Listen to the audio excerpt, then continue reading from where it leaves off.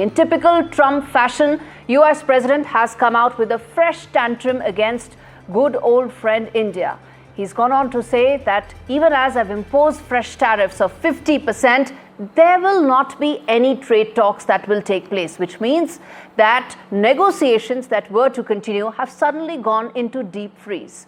Now, this is a decision that Washington has taken, which many feel that it may have to bitterly regret going on, because it's not Indians but Americans that Trump may end up exposing more, with ensuring that there are no trade negotiations that may happen. And these tariffs, while one may think it will impact Indians, it could actually hurt the American user as well. Trump is deceiving his own public. In reality, he's hitting American consumers who buy imports from foreign countries. Now, all facing tariffs. Well, dear Americans, you will pay more for everything, whether it's clothes, iPhones, medicines, everything. Because till now, none of this is being made locally, but imports ensured that you could get them cheap. It worked fine till now because there were lower tariffs. It was cheaper to import than to actually make this in America. Now that option has suddenly gone away because your president, dear Americans, let's be clear, he wants that there should be huge tariffs because he feels billions of dollars are actually coming into the US and he's doing you and the American economy a favor. But let's be very clear, it's not India that's paying for those billions of dollars. He's claimed 50 billion, fact is it's $31 billion that's come in.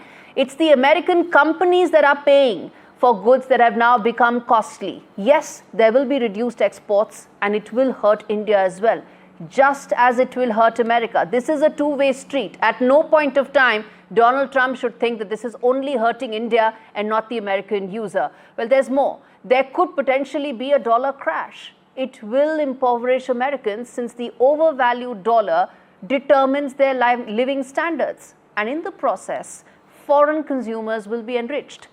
Well, American consumers, you're actually looking at the death of your American consumerism and the rise of the emerging market consumer. What that means? Well, that means all companies, all consuming patterns, all of that could change and tilt towards the emerging market consumer. And India, mind you, will lead the way. With the BRICS and a growing alliance of emerging economies coming together, united against the American hegemony. So some need a plane, viewers. Some need to give gold phones as well. Some need to give a soccer ball. All to be on the right side of Donald Trump, lest he comes up with ad hoc and arbitrary announcements. New Delhi has thrown down the gauntlet. It doesn't need to do any of this. It's not backing away.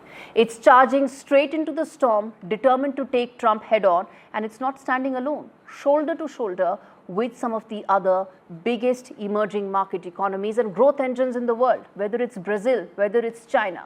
This BRICS alliance is forging an unyielding front. The message is loud and clear. The pressure will not ease, the unity will not crack. And it's only a matter of time before Donald Trump is forced to bend.